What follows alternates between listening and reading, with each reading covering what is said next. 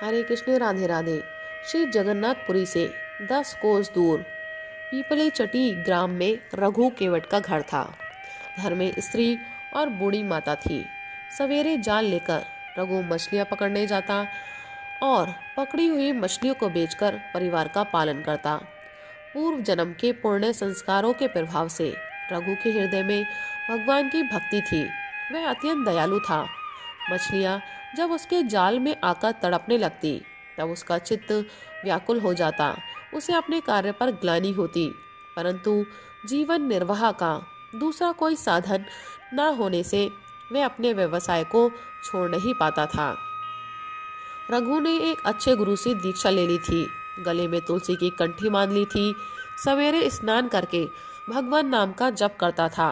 भागवत सुनना और सत्संग में जाना उसका दैनिक कार्य हो गया था।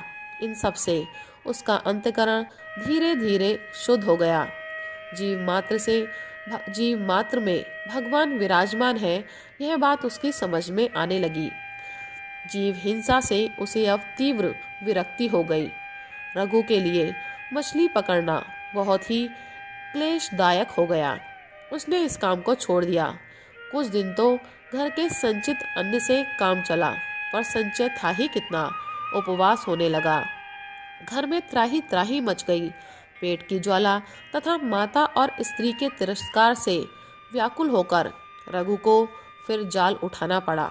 वह स्वयं तो भूख से प्राण दे सकता था, परंतु वृद्ध माता और पत्नी का कष्ट उससे सहा नहीं जाता था।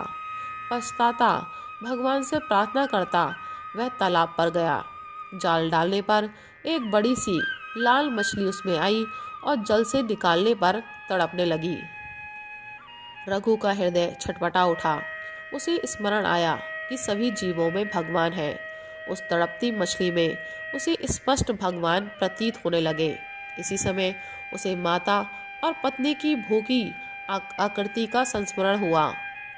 दुखी व्याकुल रघु ने मछली को जाल से निकालकर पकड़ा और कहने लगा, मत्स्य रूपधारी हरि, मेरी दुख की बात सुनो। तुम्ही ने मुझे पीवर बनाया। जीवों को मारकर पेट भरने के सिवा और कोई दूसरा उपाय मैं जीवन निर्वाह का नहीं जानता। इससे तुमको मारने के लिए मैं विवश हूँ। तुम हरि हो या कोई और, आज मेरे हाथ से बचकर नहीं जा सकते। रघु ने दोनों हाथों से जोर से मछली का मुख पकड़ा और उसे फाड़ने लगा। सहसा मछली के भीतर से स्पष्ट शब्द आया, रक्षा कर नारायण, रक्षा कर। रघु चकित हो गया। उसका हृदय आनंद से भर गया। मछली को लेकर वह वन की ओर भागा। वहां पर्वत से बहुत से झरने गिरते थे। उन झरनों में अनेक जलकुंड बना दिए थे। रघु ने एक कुंड में मछली डाल दी। रघु भूल गया कि वह कई दिनों से भूखा है। भूल गया कि घर में माता तथा स्त्री उसकी प्रतीक्षा करती होगी। वह तो कुंड के पास बैठ गया और उसके नेत्रों से 2 झरने गिरने लगे। वह भरे कंठ से कहने लगा, मछली के भीतर से मुझे तुमने नारायण नाम सुनाया, अब तुम दर्शन क्यों नहीं देते? तुम्हारा स्वर इतना मधुर है तो तुम्हारी छवि कितनी सुंदर होगी। मैं तुम्हारा दर्शन पाए बिना अब यहाँ से नहीं उठूंगा। रघु को वहां बैठे बैठे 3 दिन हो गए। वह नारायण नारायण की रट लगाए था। नारायण में तन्मय था। एक बूंद जल तक उसके मुंह में नहीं गया। दिन और रात का उसे पता ही नहीं था। भक्त की सदा खोज खबर रखने वाले भगवान एक वृद्ध ब्राह्मण के वेश में वहां आए और पूछने लगे, अरे तपस्वी, तू कौन है? तू इस निर्जन वन में क्यों आया? कब से बैठा है? तेरा नाम क्या है? रघु का ध्यान टूटा। उसने ब्राह्मण को प्रणाम करके कहा, महाराज, मैं कोई भी हूँ, आपको मुझसे क्या प्रयोजन है? बातें करने से मेरे काम में विघ्न पड़ता है। आप पधारे। ब्राह्मण ने तनिक हंसकर कहा, मैं तो चला जाऊंगा, पर तू सोच तो सही कि मछली भी कहीं मनुष्य की बोली बोल सकती है। तुझे भ्रम हो गया है। जब कुछ उस मछली में है ही नहीं, तब तुझे किसके दर्शन होंगे? तू यहाँ व्यर्थ क्यों बैठा है? घर चला जा। रघु तो ब्राह्मण की बात सुनकर चौंक पड़ा।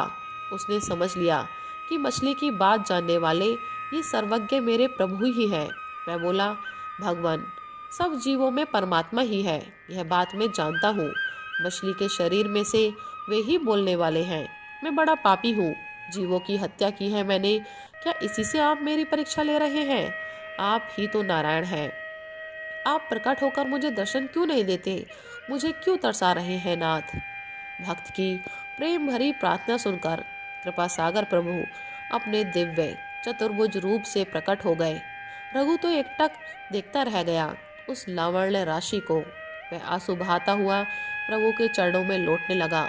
भगवान ने उसे भक्ति का आशीर्वाद देकर और भी वर मांगने को कहा। रघु ने हाथ जोड़कर कहा, प्रभु आपके दर्शन हो गए और आपने भजन का आशीर्वाद दे दिया, फिर अब मांगने को क्या रहा? परंतु आपकी आज्ञा है तो मैं एक छोटी वस्तु मांगता हूँ। जाति से धीवर हूँ, मछली मारना मेरा पैतृक स्वभाव है। मैं यही वरदान मांगता हूँ कि मेरा यह स्वभाव छूट जाए। पेट के लिए मैं कभी हिंसा ना करूँ। अंत समय में मेरी जीभ आपका नाम रटती रहे और आपका दर्शन करते हुए मेरे प्राण निकले। भगवान ने रघु के मस्तक पर हाथ रखकर तथास्तु कहा और अंतर ध्यान हो गए।